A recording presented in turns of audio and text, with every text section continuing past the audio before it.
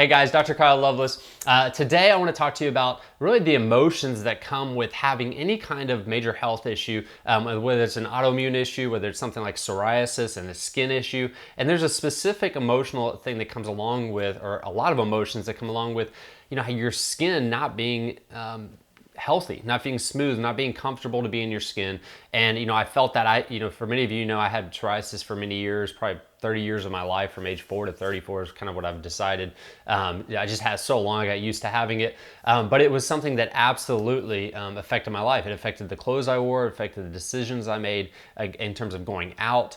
It was something I was always kind of conscious of. People would always ask, well, what's that on your elbow? What's that on your arm? And it was just very uncomfortable, but it also was painful. It was itchy. When I get in my scalp would itch, but I didn't want to scratch it because I didn't want flakes everywhere. So I understand that process, and there's an emotional aspect to it. And I've had a lot of people emailing and asking questions about, I know nutrition, I know the things you're teaching, but this is just draining me emotionally. And I've had even people saying, they almost want to in their lives because they've had this psoriasis so long they feel like it's not going to change. And so I want to address some of those areas because our emotional health is very, very important, obviously, but it also, our emotional health plays a huge role in actually psoriasis getting better. It's a stress response that comes when we have these emotions that come with having an ailment, right? And so in that high stress level causes your immune system to be suppressed and causes more issues with psoriasis. Many of you notice that your psoriasis gets flared up when you go through a stressful situation. And so helping with that is very important. So I'm going to go through 5 things today that I want you to start to think about when it comes to emotional stress and how to reduce that in your life and how to become more resilient to that emotional stress. Very important. And I think these things are very effective. They're things I've done with myself over the years and with patients. And they're things you have to practice and learn, but they work. Okay. So number 1, I want to say is be in the moment. And that sounds really corny. Like, hey, don't think about the future or the past. Just be in the moment. Kind of like the Calvin Klein "just be" concept. I always think about that when I say be in the moment. But the idea of being in the moment is that when we constantly are thinking about the past, or we're constantly thinking about the things we've tried to get rid of psoriasis or to get rid of a health issue and they didn't work. When we constantly weren't thinking about that and saying, oh, this didn't work. I did that diet. I took out gluten. That didn't work. I took out sugar. That didn't work. I went to the dermatologist and this specialist and that didn't work. It defeats us and we start to lose hope. And when you lose hope, we start to take a step back and quit. And so living in the past is really one of the keys to, or is one of the main things that's going to cause you to quit investigating and figuring out what's going to help you with psoriasis.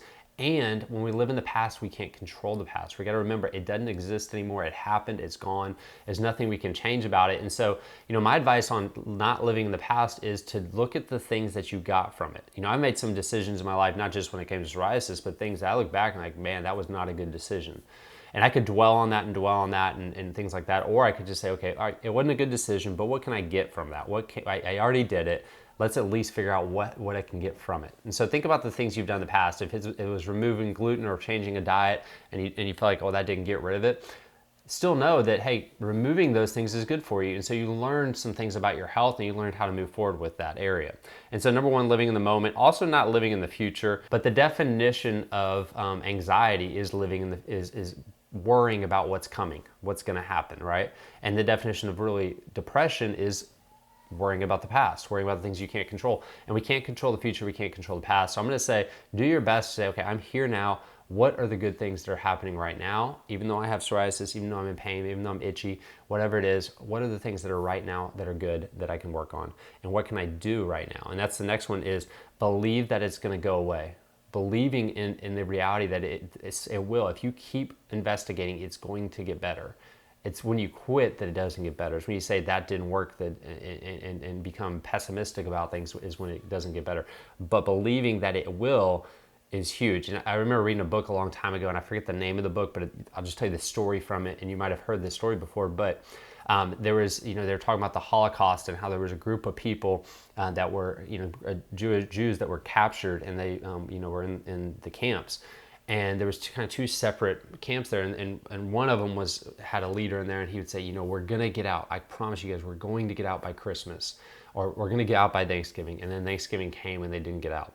And they said, no, but we're going to get out. This time, we're gonna get out by Christmas. Christmas came, they didn't get out. New Year's came, they didn't get out. And they kept saying, by this point, we're going to get out.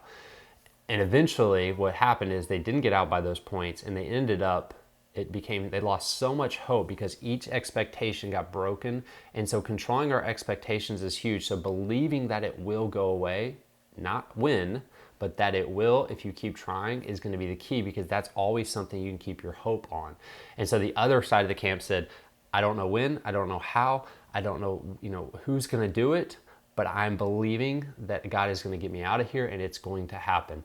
And then you can focus on your day, because you don't have to be so worried about, oh, the day's coming, the day's coming, the day's coming, and your expectations, and then crushing those expectations. Instead, you can just say, all right, what am I going to do today? What am I going to do today? What am I going to do today? And you just keep focusing on those individual things. So believing that it's going to go away is huge. And so these are things you want to go back and tell yourself. Focus on what you can control, not what you can't control. And this goes for every area of your life when it comes to stress, is we become stressed about things we can't control. We become stressed about the news or what's happening in our government. And it's hard not to.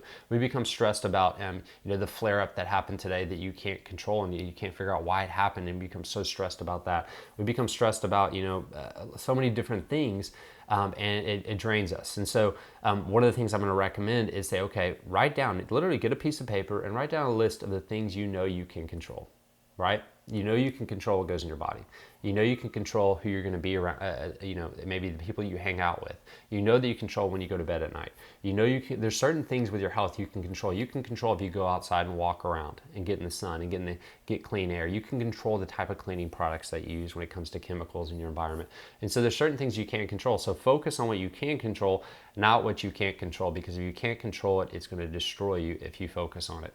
And then the next one I got here is number 4, is celebrate your accomplishments. So many times we look and we say, okay, maybe this arm is looking more clear. I know for me, when my left arm got better first, I didn't celebrate. I wasn't like, oh yes, it finally went away. I looked at it, I'm like, okay, but what, and this is still here. Why won't it go in? All I focus on is what it was, the problem that was still there. And so when we focus on the problems that are still there, not try to fix the problems, but the fact that they're there, and we become down about it, it really eats us up. And so you have to have those small victories. If your skin gets any kind of better, or maybe your just digestion feels better, maybe you start eating an eating plan, you start doing these things, and you feel better, your energy's up. We need to celebrate that. Maybe you had a full night of sleep last night. Celebrate those wins in the moment. And then the final one, number 5, you've heard this over and over again, I'm sure, from every person that's ever told you about how to be helpful with stress, and that is thankfulness. Thankfulness and prayer, and finding ways to be every day writing down the things that you're thankful for. And it doesn't have to be, it doesn't have to be something that you feel in the moment. Just stop and think, okay, what is good in my life, and what am I glad and thankful for that God's given me? And then thank God for it, and pray for it, and pray that God continues to bring the things and the people in your life to help shift the direction you're going, okay? And so that thankfulness is very huge. So those are the main things that I like to focus on when it comes to emotions, because our emotions are something we can control, even though it seems like they have control of us. But you have to be tactical, and you have to tactical about it, and you have to really consider or practice these things, okay? So focusing on what you can control, not what you can't control, is not something you will naturally do. It's something you have to remind yourself to do. It's your perception in life. It's how you're seeing life is going to be the key. All right. So those are the 5 things, guys. I hope that that benefits you, and I hope you get a lot out of that. Please share these videos. Continue to watch. We're going to continue to put more and more information out there, not just about psoriasis. That's kind of the main thing that people want to hear about right now. But and it's also my story. I was able to get rid of my own psoriasis, and it's been gone for over 6 years. We've done that, and I've created a course for this. We're literally in the process of distributing this whole course on how do you get rid of psoriasis. It's probably the best thing I've actually created. I'm enjoying finishing it up here, and it's made a huge benefit for the people that are working on it. And I want you to get a part of that too. So that's in the links below if you want to get the course. And we hope to see you in there. And subscribe to the channel if you haven't yet, and we'll talk to you next time.